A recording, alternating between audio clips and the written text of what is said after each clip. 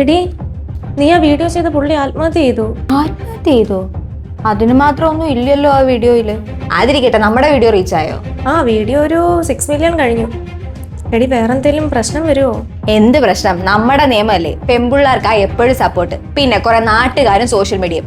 ഒരാഴ്ച കഴിയുമ്പോൾ അവന്മാർക്ക് വേറൊരു വിഷയം കിട്ടും, അവന്മാർ അതിന്റെ പുറകിന് പോകും. നമ്മളിതൊന്നും മൈൻഡ് ആക്കണ്ട.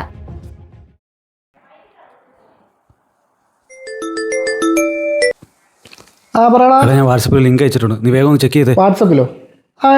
നോക്കിയിട്ട് വിളിക്കാടാ. ഓക്കെ.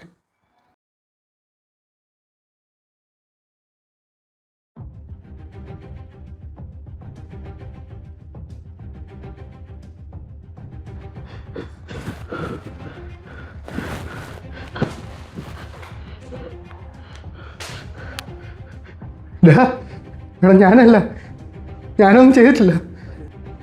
എടാ, എനിക്കറിയാം നീ തെറ്റൊന്നും ചെയ്തിട്ടില്ലെന്ന്. പക്ഷേ ന്യൂസ് സ്പ്രെഡ് ആയിരിക്കുന്നത് ഇങ്ങനെ. നീ ടെൻഷൻ അടിക്കാതെ. ഞാനിപ്പോൾ സ്ഥലത്തില്ല, ഞാൻ നാളെ രാവിലെ അങ്ങ് എത്തിയേക്കാം. നീ ഒരു കാര്യം ചെയ്യ്, തൽക്കാലം പുറത്തോട്ടൊന്നും ഇറങ്ങണ്ട.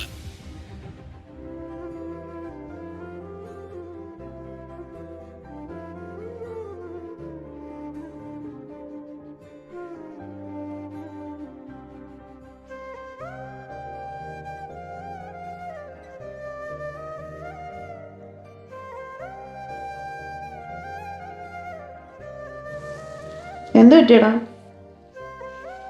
ഒന്നുമില്ല. കഴിക്കാൻ എടുക്കട്ടെ? ഇപ്പം വേണ്ട, ഞാനേ ഒന്ന് കിടക്കട്ടെ.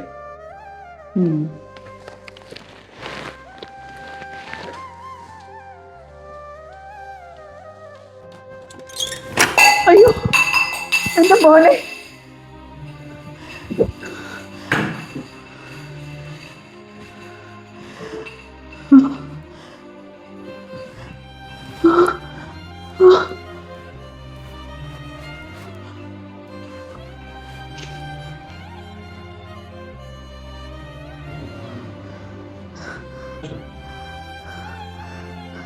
അമ്മേ, നാളെ എൻ്റെ ഒരു വീഡിയോ ന്യൂസിൽ കാണിക്കും. അത് കണ്ടമ്മ വിഷമിക്കരുത്. അതിലൊരു സത്യവുമില്ല, ഞാനൊരു തെറ്റും ചെയ്തിട്ടില്ല.